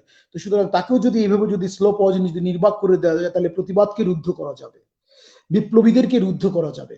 তো সুতরাং যদি নজরুলের কলমের কালিতে যদি রক্তের মধ্য দিয়ে যদি প্রতিবাদের কবিতা আরো উচ্চারিত হতো তাহলে এই ভারতীয় উপমহাদেশে একজন চে গুয়েভারা সৃষ্টি হওয়া অসম্ভব ছিল না। তারপরেও তোমরা দেখো ব্রিটিশ বিরোধী আন্দোলনে প্লাস আমাদের মহান মুক্তিযুদ্ধকালীন নজরুলের কবিতা এবং গানগুলো আমাদের মহান মুক্তিযোদ্ধাদের রক্তে যে প্রতিবাদের, যে মাতৃভূমির প্রতি প্রেমের যে বান ডেকেছে সেটাই কিন্তু তাদের মুক্তিযুদ্ধের মহান প্রেরণা ছিল। তো সুতরাং আমাদের বর্তমান প্রজন্মের কিন্তু এইখান থেকে নজরুল সম্পর্কে লেসন নেওয়ার আছে। তো সুতরাং কবি কাজী নজরুল ইসলাম যদি 1976 সাল তার মৃত্যু 2 দিন 3 দিন 4 দিন আগ পর্যন্ত যদি লিখতে পারতেন তাহলে তার লেখার পরিমাণ এবং লেখার গভীরতা সেটি কোন মানদণ্ডে পৌঁছতো আমরা জানি না। তাহলে আমাদেরকে এখন যদি বর্তমানে আমরা বিচার করতে বসি তাহলে কি হতে পারতো সেই ভবিষ্যৎ সম্ভাব্যতা দিয়ে কিন্তু বিজ্ঞান চলে না, সেই সম্ভাব্যতা দিয়ে কিন্তু বস্তু বা ভাবের কোনো বিচারও চলে না, মূল্যায়নও চলে না। তো সুতরাং নজরুল যেটুকু করে গেছেন সেটুকুর প্রেক্ষিতেই নজরুলের মূল্যায়ন, এবং রবীন্দ্রনাথ যেটুকু করে গেছেন রবীন্দ্রনাথ আমাদের জন্য একটা ইনস্টিটিউট। সুতরাং তাদের দুজনকে দুই জায়গায় রেখে আমাদের কম্পেয়ার করতে হবে। সুতরাং রোনালদো এবং মেসি এদের মধ্যে হয়তো সাংবাদিকদের ভোটে কে শ্রেষ্ঠ সেটা নির্ধারণ করা যেতে পারে, কিন্তু কবি, সাহিত্যিক, শিল্পী, সায়েন্টিস্টদের ক্ষেত্রে কে বড় কে ছোট দার্শনিকদের মধ্যে সেরকম বিচার চলে না। তো আশা করি আমাদের শিক্ষার্থীরা যাদের মধ্যে এইরকম একটি প্রশ্ন আছে সেই প্রশ্নটি আশা করি সমাধান হবে। ভালোবাসা, কাকে আমি ভালোবাসি, কাকে আমার ভালো লাগে, এটি সবচেয়ে বড় কথা। নজরুলের জায়গায়, রবীন্দ্রনাথের জায়গায়। সুতরাং কারোর সঙ্গে কারো কম্প্যারিজনের মধ্য দিয়ে আমরা বিবাদ বা এই ধরনের কোনো বিতর্কের সূচনা করব না। সবশেষে আমি যেটা বলতে চাই, তুমি যেহেতু বিজ্ঞানের স্টুডেন্ট তুমি বলবে যে বস্তু বড় না ভাব বড়। হ্যাঁ, এই ধারণাটাই কিন্তু আবর্তিত হয়েছে মূলত দুজন দার্শনিকের হাত ধরে। একজন হচ্ছেন প্ল্যাটোরই যোগ্য শিষ্য কিন্তু অ্যারিস্টটল, এবং অনেক সময় কিন্তু শিষ্য গুরুকে অতিক্রম করে যায়। আমি মনে প্রাণে চাই আমার প্রতিটি শিক্ষার্থী, যারা আমার সরাসরি ডিপার্টমেন্টের শিক্ষার্থী নয়, যারা আজকে আমার কাছ থেকে একটি ওয়ার্ডও শুনেছে, আমি চাই সবাই আমাকে আমার মতো শিক্ষকদেরকে অতিক্রম করে যাক। আমাদের শিক্ষক ক্লাসের এটাই প্রার্থনা। তো সুতরাং অ্যারিস্টটল কিন্তু তার গুরুকে অতিক্রম করে গিয়েছিলেন, এবং সেটা বস্তুবাদী দর্শনের মাধ্যমে। তো সুতরাং কোথায় অ্যারিস্টটল নেই? তো প্ল্যাটোর। এখন প্রশ্ন হবে যে তাহলে ভাব আর বস্তুর মধ্যে সম্পর্কটা কি? সম্পর্কটা ওটা যদি বুঝতে পারো তাহলে নজরুল বিচার বুঝতে পারবে, রবীন্দ্র বিচার বুঝতে পারবে, সাহিত্যের মূল্য বুঝতে পারবে, এবং অন্যকে বোঝাতে পারবে, এবং নিজেও আরো ভিন্ন ডাইমেনশনে তুমি সাহিত্য পাঠপূর্বক সেখান থেকে রসাস্বাদনের মধ্য দিয়ে তুমি তোমার লার্নিং আউটকামস, যেটাকে আমরা বলি শিখন ফল, সেটি তুমি গ্রহণপূর্বক তোমার নিজেকে তুমি সমাজে, পরিবারে, রাষ্ট্রে, বিশ্বে তুমি আত্মনিয়োগ করতে পারবে। সেই জন্য এটা অনেক জানা জরুরি। তুমি দেখো যে ব্যাপারটাকে এভাবে তুলনা করা যেতে পারে। আমাদের মানব শরীরটা দেখা যায়, শরীরের অস্তিত্ব প্রমাণ করা যায়, কয়টা হাড্ডি আছে গুণে দেখানো যায়। তো সুতরাং এই যে শরীরটা, বস্তুবাদী শরীরটা, এটি চলছে কিসের মধ্য দিয়ে? হয়তো তুমি বলবে যে জীবন, আত্মা, রূপ, এগুলো বিজ্ঞান বিশ্বাস করে না, কিন্তু জীবন বিশ্বাস করে। জীবন কি? বিজ্ঞান আমাকে অতটুকুই বলে যে প্রোটোপ্লাজমের জৈব রাসায়নিক অভিক্ষেপ বই, জীবন আর কিছুই নয়। তো যাই হোক, সেটাকে যদি আমরা যদি রূহ, আত্মা যদি আমরা যদি বলি, আমি ধন্যবাদ জানাই আমার ছাত্রী শুভ্রাকে যে সে একটি কবিতা পাঠ করে কিন্তু আমার জন্য অনেক আলোচনার বিষয় রেখে গেছে। আমি সেটা দিয়েই শুধু শেষ করব। তো এই সাম্যবাদী একটি কবিতা বুঝলেও আমার মনে হয় কবি কাজী নজরুল ইসলামকে বোঝা যাবে। এই একটি কবিতা তুমি ঐশী শুনলে হয়তো অবাক হবে যে এই একটি কবিতা, এটা আগে ইন্টারমিডিয়েটে পাঠ্য ছিল, সেটি এখন রিপ্লেসমেন্ট হয়েছে বিদ্রোহী, যেটি আজকে আবৃত্তি হয়েছে। দুজনকেই ধন্যবাদ জানাচ্ছি আমি আবার। এই একটি কবিতা 10টি ক্লাসেও আলোচনা সম্ভব, 20টি ক্লাসেও আলোচনা সম্ভব, আবার 40 মিনিটের একটি ক্লাসেও আলোচনা সম্ভব।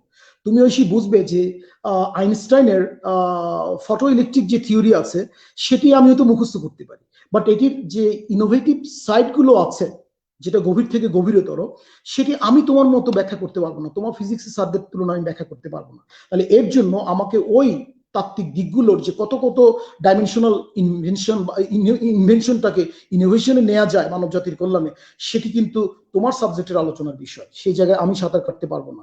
হ্যাঁ, আমি নামতে পারি মাত্র, আমি তোমার দেখা দেখি পিছনে থাকতে পারি, কিন্তু তোমার মতো আমি অত গভীরতায় ডুব দিতে পারবো না। তাহলে প্রত্যেকটি বিষয়েরই কিন্তু এরকম একটি অতল স্পর্শী একটি দিক আছে। সাহিত্য পড়ছি, ছোট গল্প, এটা কি, বাট তুমি যে দৃষ্টিতে পড়ছো এটি লেখকের দৃষ্টিভঙ্গি থেকে ওই দিক থেকে নাও না, বাট সাহিত্যে এই স্বাধীনতা আছে যে তুমি তোমার মতো করে তুমি রসাস্বাদন করবে।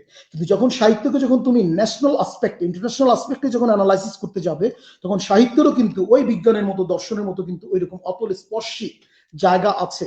তাহলে সেটার জন্য সেই রকম বিশেষজ্ঞ দরকার। আমি সেরকম বিশেষজ্ঞ নই। হ্যাঁ, সেরকম বিশেষজ্ঞ দরকার, সেরকম তাত্ত্বিক বিশেষায়িত আলোচনা দরকার। কিন্তু তারপরেও আমি আমার বিশ্ববিদ্যালয় জীবনে ক্ষুদ্র যতটুকু আমি অর্জন করেছি, সেখানে নজরুলকে বিশেষ মাত্রায় আবিষ্কারের জায়গা আমাদের আছে। নজরুলকে নিয়ে আমাদের একেবারে খুবই সামান্য গবেষণা হয়েছে, তাকে নিয়ে প্রচুর গবেষণার জায়গা আছে, এবং সেই গবেষণার জায়গাগুলো হচ্ছে যে মার্কসিজম এবং ক্যাপিটালিজম, এই দুই রাজনৈতিক দর্শনের দ্বন্দ্ব তার কবিতাগুলোর মধ্যে কিভাবে আসছে এ নিয়ে খুব বেশি আলাপ আলোচনা হয় নাই। তারপরে এই যে সাম্যবাদ যে কনসেপ্টটা আছে, equality, it is not equity, equality, এটা পলিটিক্যাল সায়েন্সের অত্যন্ত খুব ডিপ একটা কনসেপ্ট, যেটা নিয়ে কবি কাজী নজরুল ইসলাম কাজ করেছেন। তাহলে দেখো, তিনি তোমার আমার মতো কিন্তু স্নাতক বা স্নাতকোত্তর নন, তিনি ডিগ্রিধারী কোনো মানুষ নন, কিন্তু তার উপর পিএইচডি করেন অনেকে। তার মূল্যটা এখানে তোমাকে বুঝতে হবে। আর সবচেয়ে বড় যে জায়গাটা, সেটা হচ্ছে যে সাম্য সমতা। সাম্য মানে একেবারে সবাই সমানভাবে সবকিছু ভাবে, ব্যাপারটা কিন্তু সেরকম নয়। তুমি সায়েন্সের স্টুডেন্ট হিসেবে তুমি জানো, অপরাপর আমার শিক্ষার্থীরাও জানো, যে two things are not alike in the universe. এই বিশ্ব ব্রহ্মাণ্ডে কোনো দুটো জিনিস একরকম নয়। তো সুতরাং সবাই সমান হবে অর্থের দিক থেকে, বৃত্তের দিক থেকে, শারীরিক সৌন্দর্যের দিক থেকে তেমনটা ভাবার কোনো স্কোপ নাই। রাষ্ট্র সবাইকে সমান একটি ঘর, সমান জামা কাপড়, সমান ভাত কাপড় এটি দিতে পারবে না। তবে মানুষের যে বেসিক হিউম্যান রাইটস গুলো আছে, পাঁচটি মূল মানবিক চাহিদা, সেটি পরিপূরণ ঘটাতে হবে। তাহলে দেখো, সাম্য সমতা কেবল বস্তুগত উপাদানের দিক থেকে নয়, অবস্তুগত উপাদানের দিক থেকে ঢের বেশি। তাহলে এই যে সাম্যবাদী কবিতাটি পড়া হলো, আমাদের ভারত উপমহাদেশের মেইন যে সমস্যা, বৈশ্বিক যে সমস্যা, সেই সমস্যাগুলোর সমাধান কিন্তু এই একটি সাম্যবাদী কবিতার আলোচনার মধ্যে কিন্তু আনা যায়। তুমি দেখো, এখানে জিন মানে জৈনদের কথা বলা হয়েছে, এখানে ত্রিপিটকের কথা আনা হয়েছে, এখানে গ্রন্থ সাহেবের কথা আনা হয়েছে, এখানে তোমার প্যালেস্টাইনের কথা আনা হয়েছে, এখানে জেরুজালামের কথা আনা হয়েছে, গয়া, মথুরা, বৃন্দাবন, কাশী, সবগুলোর কথা আনা হয়েছে। তার মানে কি, আমরা সবাই তো ঈশ্বরকে খুঁজছি। তো তুমি এইভাবে ভেবে নাও, আমি সবাইকে যার যার ধর্ম পালন করতে বলবো, যার যার ধর্ম মধ্যে। তবে ধর্মকে তোমরা ওই হুজুরদের, গেরুয়া পাঞ্জাবি পরা ওই যে পৈতাওয়ালাদের, তাদের ধর্ম না, তোমার ধর্মগ্রন্থ তুমি পড়ো। আমি অনেক সনাতন ধর্মাবলী শিক্ষার্থীদেরকে প্রশ্ন করে দেখেছি, তোমার পবিত্র ধর্মগ্রন্থ কি, প্রধান ধর্মগ্রন্থ? ওরা বলে গীতা। গীতা প্রধান ধর্মগ্রন্থ নয় সনাতন ধর্মের। হ্যাঁ, বেদ হচ্ছে প্রধান ধর্মগ্রন্থ। তাহলে বেদে কি আছে, তুমি থিওলজিক্যালি, আমি আবার বলছি, ধর্মতাত্ত্বিকভাবে থিওলজিক্যালি তুমি তোমার ধর্ম স্টাডি করো, তারপর তুমি ধর্ম আচরণে মন দাও। ঠিক অনুরূপভাবে যারা ইসলাম ধর্মের অধিবাসী, তোমরাও থিওলজিক্যালি ইসলাম, কোরআন, হাদিস এগুলো স্টাডি করো, তারপর তোমরা ধর্ম আচরণে মন দাও।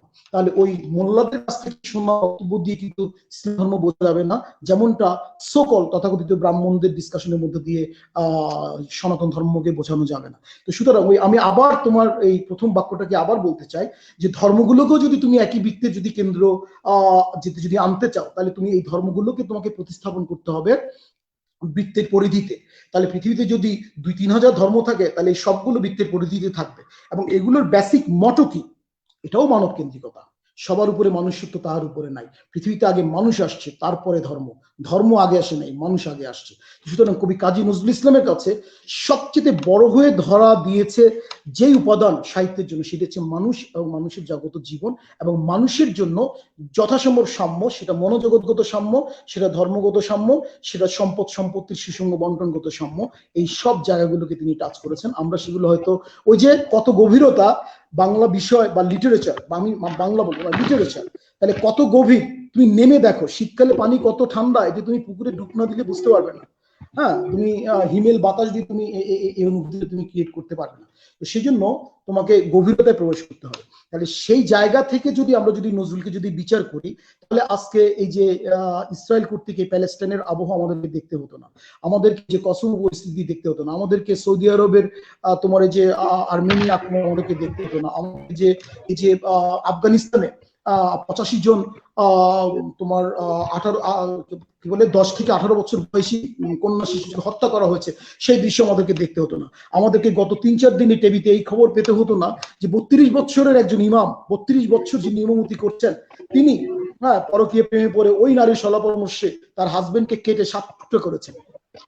মানুষকে 7 টুকরো করছে, মানুষকে 55 টুকরো করছে কেটে। তাহলে কতটা অমানবিক মানুষ 30-40 বছর বয়সে একজন মানুষ 28 দিনের একটি শিশুকে ধর্ষণ করছে। তো সুতরাং সেখানে জামা কাপড়ের কি ভূমিকা আছে? 28 দিনের একটি কন্যা শিশুর শরীরে যৌবনের কি চিহ্ন আছে?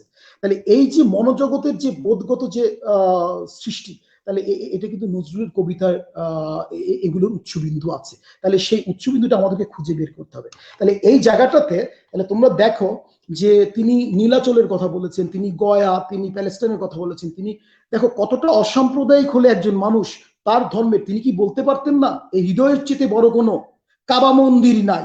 তিনি সৌজন্য রক্ষা করে বলছেন মন্দির কাবা নাই, মন্দিরকে তিনি আগে বলেছেন। এবং আমার ইসলাম ধর্ম এই ক্রেডিট আছে, মহানবীর একটা হাদিস আছে যে হে আল্লাহর নবী, একজন সাহাবা বলছেন যে আমার ঘরে যদি কাফের এবং দিনী 2 ভাই আসে, আমি কার সমাদর করবো? আল্লাহর নবী বলেছিলেন যে অবশ্যই বিধর্মীর সমাদর তুমি বেশি করবে। তাহলে দেখো আমাদের কবি কাজী নজরুল কিন্তু আগে মন্দিরের কথা এনেছেন কবিতায়, কাবার কথা পরে এনেছেন। তাতে কি কাবা ছোট হয়ে গেছে? Not necessary. সুতরাং এই ধর্ম নিয়ে, বর্ণ নিয়ে, সম্প্রদায় নিয়ে হানাহানির জায়গাটা কবি কাজী নজরুল ইসলামকে ব্যথিত করেছে সবচেয়ে বেশি। এবং সেই কারণে কবি নজরুলের কবিতা তোমরা যারা পড়ো, যারা নজরুল ভক্ত, তারা জেনে রাখো যে আরবি ফার্সি শব্দ সবচেয়ে বেশি আমাদের বাংলা ভাষায় সঞ্চারিত করেছেন কবি কাজী নজরুল ইসলাম। এবং তিনি যখন প্রথম তোমার হিন্দু মিথ, তোমরা জানো যে সাহিত্যে একটা টার্ম আছে মিথ, অর্থাৎ ধর্মকে কেন্দ্র করে গড়ে ওঠা এমন অতিকথা যেটা আধুনিক কালে এসে আমরা এটাকে সত্য বলে যেমন প্রমাণ করতে পারি না, ঠিক তেমনি এটাকে আমরা মিথ্যা বলে উড়িয়েও দিতে পারে না। এমন যে অতিকথন, সেটাকে বলা হয় মিথ। এই কেন্দ্রিক যে তাত্ত্বিক গবেষণা, সেটাকে বলা হয় মিথোলজি বা আমেরিকান প্রনাউন্সিয়েশনে মাইথোলজি। তাহলে এই মিথ হচ্ছে সাহিত্য রচনার জন্য একটি প্রধানতম উপকরণ বা উপাদান। তাহলে দেখো তিনি হিন্দু মিথ নিয়ে তিনি লিখেছেন। তখন মুসলমানরা বলেছেন আহারে মুসলমান, সে কাফের হয়ে গেছে। যখন হিন্দুকে বিয়ে করেছেন আরো কাফের বানিয়ে দিয়েছে। কিন্তু এই মুসলমানরা আবার যখন রাজনৈতিক দল গঠন করেছে, তার কবিতাকে কিন্তু তাদের রাজনৈতিক স্লোগান করেছে। আবার তিনি যখন শাতিল আরব, কোরবানির মতো কবিতা তিনি লেখেন, তুরস্কের সমস্যা নিয়ে যখন তিনি কবিতা লেখেন, তখন আবার কিন্তু বলেন যে ঘরের ছেলে ঘরে ফিরে এসেছে।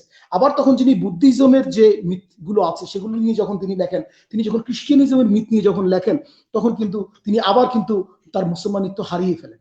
তার মানে দেখো যে হিন্দু মিথ নিয়ে, সনাতন মিথ নিয়ে যখন লিখছেন, তখন সনাতন ধর্মের লোক তাকে ভালোবাসছে। তখন ইসলাম মিথ নিয়ে যখন লিখছে, তখন সনাতন ধর্মের লোক তাকে অপছন্দ করছে। তার মানে দাঁড়ালো যে এই ভারতীয় উপমহাদেশের একমাত্র কবি, এবং আমি বলবো যে ওয়ার্ল্ড কনটেক্সটেও একমাত্র কবি, যিনি কোনো ধর্মের মানুষকে প্রাধান্য দেননি, কোনো ধর্মকে বিশেষ প্রাধান্য দেননি। তিনি প্রাধান্য দিয়েছেন মানুষ এবং মানুষের জগত জীবনকে। ওই যে মধ্যযুগীয় একজন কবি আছেন গৌরচণ্ডী দাস, শোনো মানুষ ভাই, সবার উপরে মানুষ, তাহার উপরে নাই। তো সুতরাং এই বেসিক স্লোগানকে মটো হিসেবে নিয়ে কিন্তু নজরুল তার কাব্যদর্শ নির্মাণ করেছেন। সুতরাং নজরুলকে যদি কবি হিসেবে আবিষ্কার করতে হয়, তাহলে ওই মনুষ্য ধর্ম, মানুষ ধর্মের জায়গা থেকে তাকে বিচার করতে হবে। আমি বলছি না যার লালিত ইসলাম, বৌদ্ধ, খ্রিস্টান, হিন্দু ধর্ম, এটা সনাতন ধর্ম বাদ দিতে, আমি সেটা বলছি না। তুমি তোমার ধর্মতত্ত্বের জায়গায় থাকো, তারপর সেখান থেকে তুমি ট্রান্সফার করে নিজেকে একজন, প্রথমত মানুষ ভাবো। কেউ নিজেকে পুরুষ ভাববে না, নারী ভাববে না, নিজেকে মানুষ ভাবো। কেউ নিজেকে প্রথমত মুসলমান, হিন্দু, বৌদ্ধ, খ্রিস্টান ভাববে না, প্রথমত মানুষ ভাবো। তাহলে তুমি নজরুলের দর্শন, সাম্যবাদী দর্শন তুমি বুঝতে পারবে। এবং মজার ব্যাপার হচ্ছে যে দেখো যে নজরুল তার কন্টেম্পোরারি পিরিয়ডে তিনি কিন্তু কারোর কবি হয়ে উঠতে পারেন নাই। তো তোমরা নিশ্চয়ই বোঝো যে ব্যক্তি তার জীবদ্দশায় কারোর কবি হয়ে উঠতে পারেন নাই, নিঃসন্দেহে তিনি তো সবারই কবি। এবং এই অর্থে নজরুল বাংলাদেশের সকল মানুষের কবি, ভারত উপমহাদেশের সকল মানুষের কবি, বিশ্বের তরে সকল মানুষের কবি। আমি শেষ করছি এই বলে যে তোমার শরীর যদি বস্তুবাদিতার আধার হয়, আর তোমার আত্মা যদি নিরাকার হয়, এবং সেই নিরাকার আত্মার উপস্থিতির কারণে যদি তোমার সাকার আত্মা যদি সচল হয়, তাহলে তোমাকে আত্মার গুরুত্ব অবশ্যই দিতে হবে।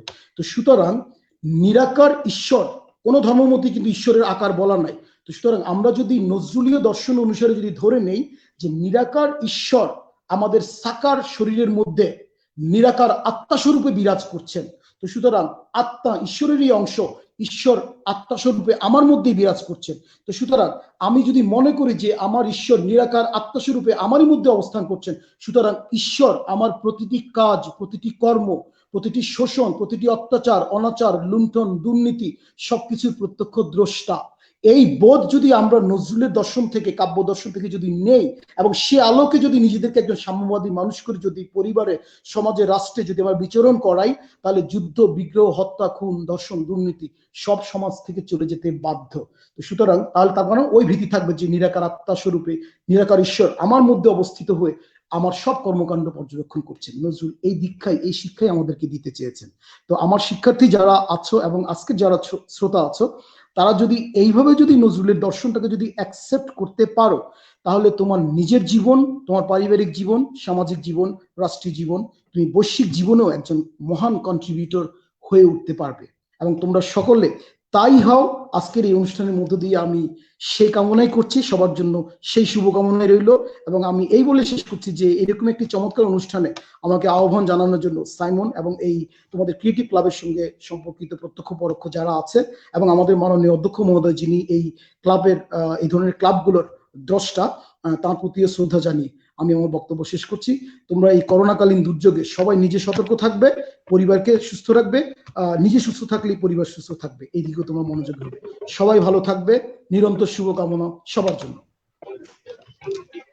অনেক অনেক ধন্যবাদ স্যার, আসলে খুব ভালো একটি সময় কাটলো আপনার সাথে। আমাদের অনেক অজানা বিষয় আমরা জানতে পারলাম। ব্যাপারগুলো আসলে আমাদের জানা এতটাই প্রয়োজনীয় ছিল, কারণ আমাদের মধ্য থেকে রবীন্দ্রনাথ, নজরুল, জীবনানন্দ, জসিমউদ্দিন হারিয়ে যাচ্ছে দিন দিন। প্রযুক্তির কারণে, আধুনিকতার কারণে আমরা সাহিত্যকে ভুলে যাচ্ছি। সেই জায়গায় আজকে যে আমরা নজরুলকে এত গভীর থেকে জানতে পারলাম, এত গোড়া থেকে জানতে পারলাম, এই ব্যাপারগুলো আমাদের প্রজন্মকে, তরুণ প্রজন্মকে আরো বেশি উৎসাহিত করবে সাহিত্য সম্পর্কে জ্ঞান লাভ করা, সাহিত্যকে ধরে রাখার। এবং আমি তোমাদের সবাইকে আহ্বান করব, তোমরা লিটারেচার পড়বে, কেবল বাংলা না, সকল লিটারেচার, পারলে ইংরেজি পড়বে, যদি তোমার পক্ষে সম্ভব হয় ফরাসি পড়বে। তার কারণ লিটারেচার মানুষের মনের এক একটি জানালা নতুন করে খুলে দেয় এবং বোধের জানালাগুলো, বোধের উন্মেষ, যে কোনো সাহিত্য, লিটারেচার একটি ওয়ার্ড এবং তার বাচ্চা হচ্ছে বাংলা সাহিত্য, ইংরেজি সাহিত্য, ফার্সি সাহিত্য, সংস্কৃত সাহিত্য। লিটারেচার এটাকে অ্যাক্টিভ গাছ হিসেবে তোমাকে ধরতে হবে। তোমার পক্ষে যদি সম্ভব হয় তুমি যে কোনো ভাষার লিটারেচার পড়ো, তাহলে তুমি দেখবে যে তোমার মনের জানালাগুলো, তোমার অবোধের অর্থাৎ কুবোধের জায়গাগুলো কত পরিশীলিত হয়ে যাচ্ছে দিন দিন, তুমি কত পরিশীলিত মানুষ হয়ে যাচ্ছ। এটি আমার মনে তোমরা উপলব্ধি করতে পারবে। একেবারেই তাই। সাহিত্য হচ্ছে আমাদেরকে গোঁড়ামি থেকে দূরে রাখে, কুসংস্কার থেকে দূরে রাখে, অবৈধ। একদম একদম স্যার, অনেক ধন্যবাদ স্যার। আসলে যত শুনছি আপনার কথাগুলো, আরো শোনার লোভ বেড়ে যাচ্ছে। আমরা আশা রাখছি শুধুমাত্র এই বিষয়গুলো জানবার জন্য আমরা একদিন আপনার সাথে বসবো, আরেকটি আয়োজন আমরা করব, আমরা সাহিত্য সম্পর্কে জানবো। সেদিন কোনো গান কবিতা হবে না, সেদিন শুধু আপনার কাছ থেকে তোমরা এইরকম একটি উদ্যোগ নাও। আমাকে যুক্ত করতে হবে এমন কোনো কথা নাই। তোমরা মনোবিজ্ঞান, দর্শন, সাহিত্য, এই তিনটা বিষয়ের মধ্যে একটা চমৎকার রিলেশনশিপ আছে। সুতরাং মনোবিজ্ঞান, দর্শন, সাহিত্য একটু 2 ঘন্টা, 2.5 ঘন্টা, 3 ঘন্টা ব্যাপী অনুষ্ঠানও আমি করেছি এই ক্রিয়েটিভ ক্লাবের উদ্যোগী। তো সেরকম আলোচনা করলে শিক্ষার্থীদের আজকে কোনো প্রশ্নের পাই নেই বা প্রশ্নের জবাব দিতে পারছি না, সেজন্য একটু খারাপ লাগছে। তাহলে ওইরকম ট্রাই ডাইমেনশনাল বা মাল্টি ডাইমেনশনাল সাবজেক্টিভ ডিসকাশন যদি হয়, তাহলে আমাদের শিক্ষার্থীদের বোধের উন্মেষ আরো অনেক বেশি ভালো হবে। আমাদের বঙ্গবন্ধু সোনার বাংলা গঠন করার জন্য যে সোনার মানুষ দরকার, সেগুলো আমাদের লার্নিং এর মধ্যেই আছে, কেবল আমাদের আর্নিং করাটা বাকি। তো আর্ন আমরা করতে পারবো যদি আমরা লার্নিং এ থাকি। সবাইকে ধন্যবাদ তোমাকে। জি স্যার, আমরা অবশ্যই চেষ্টা করব ক্রিয়েটিভ ক্লাবের পক্ষ থেকে এরকম একটা আয়োজন করবার। স্যার, আপনাকে আবারও অনেক অনেক ধন্যবাদ আমাদের সাথে আপনার ব্যস্ত সময়ের মধ্য থেকে সময় বের করে যুক্ত হবার জন্য। আমরা অনেক বেশি কৃতজ্ঞ আপনার প্রতি। আশা করছি আমাদের সামনের আয়োজনে আপনাকে আবার পাবো।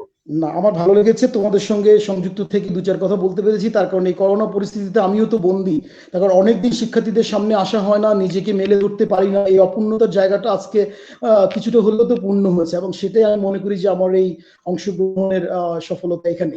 এবং তোমাদের সঙ্গে সময় কাটাতে পেরে, মানে you are from different disciplines, এটা আমার জন্য আরেকটি ভালো লাগার বিষয়।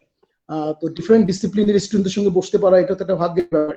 হ্যাঁ, তো সেই জন্য তোমাদের সকলের প্রতি আমার শুভকামনা রইল। তোমরা সবাই ভালো থাকবে, নিরাপদে থাকবে। অনেক অনেক ধন্যবাদ স্যার। সুপ্রিয় দর্শক শ্রোতা, এতক্ষণ পর্যন্ত যারা আমাদের আয়োজনটি শুরু থেকে শেষ পর্যন্ত দেখছিলেন, সকলের প্রতি অশেষ কৃতজ্ঞতা। যারা মন্তব্য করে আমাদের পাশে ছিলেন তাদের প্রতিও কৃতজ্ঞতা। আপনারা আছেন বলে আমাদের আয়োজনগুলো সফল হয়, আমরা সুন্দরভাবে আমাদের আয়োজনগুলো সম্পন্ন করতে পারি।